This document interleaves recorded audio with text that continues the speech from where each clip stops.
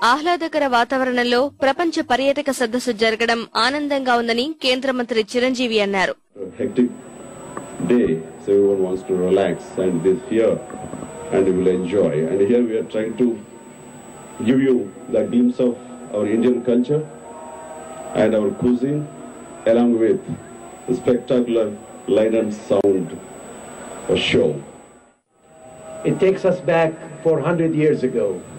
I think nothing in the world can match this experience because this is indeed incredible India. We are in a city of dreams, a city that was born actually and created in honor of a lady. What's more beautiful than that? రేపు సాంకేతిక యాత్రలో భాగంగా పర్యాటక ప్రతినిధులు నాగార్జున సాగర్, నాగార్జున కొండ పైనున్న బౌద్ధ స్తూపాలను తిలకిస్తారు. ఆ రోజు సాయంత్రం ప్రఖ్యాత పర్యాటక కేంద్రం రామోజీ ఫిల్మ్ సిటీని సందర్శిస్తారు.